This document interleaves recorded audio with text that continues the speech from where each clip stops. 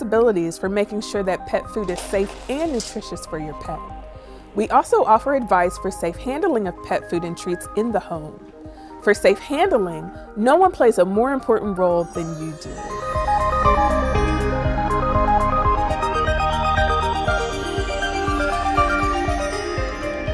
Hello, my name is Dr. April Hodges. I'm a nutritional scientist at the U.S. Food and Drug Administration.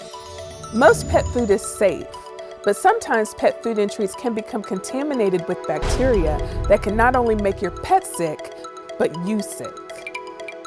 Salmonella is perhaps one of the best known bacteria that may be found in pet food or on pet treats, but it's not the only one. Contamination by Salmonella and other types of bacteria may not be frequent, but it happens. On average, 60 pet food or treat products are recalled each year due to Salmonella contamination. Human illness can be caused by contact with contaminated pet food or treats. In one recent outbreak, more than 20 cases of human illness were linked to dog food made at one plant and contaminated with Salmonella.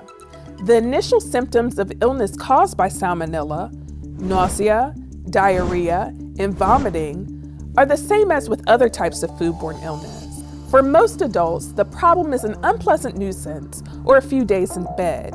But for young children, older adults, or individuals with suppressed or compromised immune systems, the illness caused by these foodborne bacteria can be very serious or even deadly.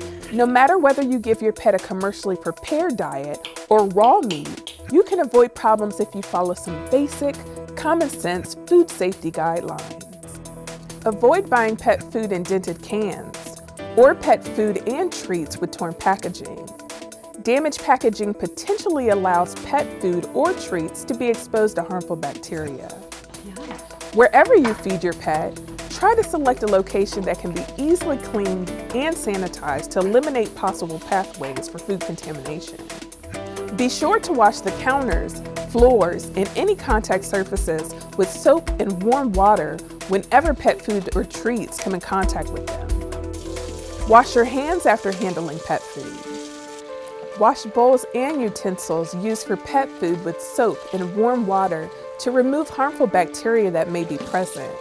Using utensils strictly for pet food is an extra precaution against the possible transfer of bacteria from pet food to human food. After opening a can of moist or semi-moist pet food, seal it and properly store any unused portion in the refrigerator.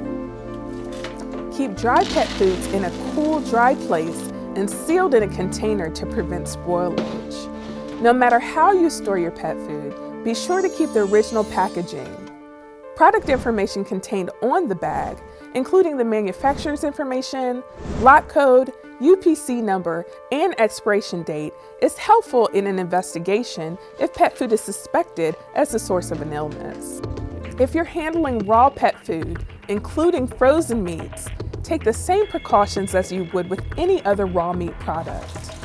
Teach family, including your children, about these important safety steps so they can help protect themselves and others from illness.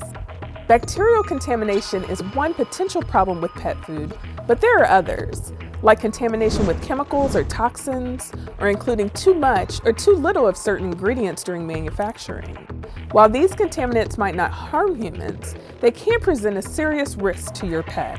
What should you do if you suspect a problem with pet food or treats? You know, of course, to get medical attention if someone in your family gets sick. The same should be true for your pet. If your pet shows signs of illness, your veterinarian is the person who can help the most. She or he will be able to decide on a course of treatment by examining your pet. FDA can't help you treat your pet. The company that manufactured the food can't deliver the needed treatment, and neither can the store that sold you the product. So please call your veterinarian.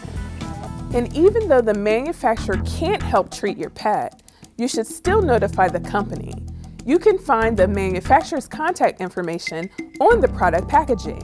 And if you think pet food or treats have made your pet sick, someone else's pet sick, or made someone in your family sick, report it to FDA. We review all complaints we receive. Your report can help us protect the health of who knows how many people and pets. It will be compared with other complaints we've received to help us determine where there are problems. Reporting the problem is easy. You or your veterinarian should contact FDA and give us as much information as you can about the product and what happened. You can do this in one of two ways. You can make a call to your state's FDA Consumer Complaint Coordinator. You'll find the phone number on the FDA website, www.fda.gov/pet food complaints. Or you can file a report online through FDA's Safety Reporting Portal. Whether you report the problem to FDA by phone or the internet, we'll need some specific information. We need to know the type of pet food or treat and whether it was for dogs, cats, or other pets. We also need to know the brand and the manufacturer, where and when it was purchased, as well as any information found on the packaging, like lot numbers and when it was manufactured. All this information will help us determine if there's a problem with the pet food. If there is, this information will make it easier for us and the manufacturer to get the affected products off of the market and to begin to identify what went wrong.